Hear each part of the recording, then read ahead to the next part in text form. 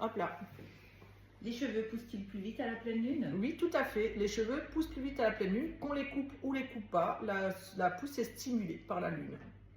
Se laver ses cheveux tous les jours les font graisser? Non, pas forcément. Quand on utilise des produits naturels, on n'est plus à l'époque du savon de Marseille, hein. On peut utiliser des shampoings très doux et pas du tout nocifs pour le cheveu et le cuir chevelu. Donc on peut se laver les cheveux tous les jours, faire un, voire deux shampoings tous les jours, même s'il y a transpiration ou pas, sans souci. Y a-t-il une différence entre un shampoing professionnel ou un shampoing supermarché? Oui, tout à fait. Le shampoing professionnel est déjà davantage concentré et on a déjà des agents beaucoup plus actifs avec un résultat sur la fibre. Le cheveu est moins lourd, il graisse moins, on a un cheveu beaucoup plus fort, plus vaillant avec un shampoing professionnel.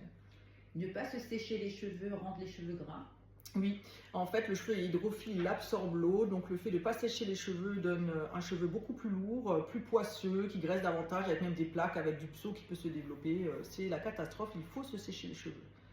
Dormir avec une thé d'oreiller en soie abîme moins les cheveux? Oui, tout à fait. La soie a des capacités nutritives, on va dire ça comme ça. Le frottement de la nuit quand on dort, eh ben, c'est très bien d'utiliser des oreillers en soie. C'est beaucoup moins au niveau du frottement nocif qu'une thé d'oreiller classique.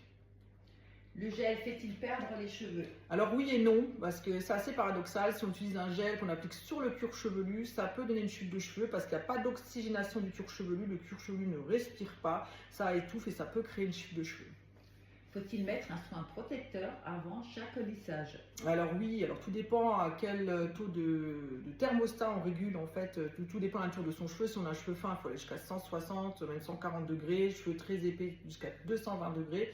Et en fait, le fait d'apporter de la chaleur peut vraiment sensibiliser la fibre, donc il faut vraiment impérativement utiliser un soin protecteur thermique avant d'utiliser un apport de chaleur sur son cheveu. Le fait de couper les pointes redonne du tonus aux cheveux? Tout à fait, on a des fois l'impression que son cheveu ne pousse pas, qu'on a un cheveu qui n'a plus de longueur, qui n'atteint plus aucune longueur. Bah, c'est du fait qu'en fait on ne le stimule pas. Avec un petit coup de ciseau, ça permet vraiment de rehausser, de redonner une belle forme aux cheveux et ça stimule la repousse et on a un cheveu plus vaillant. Merci.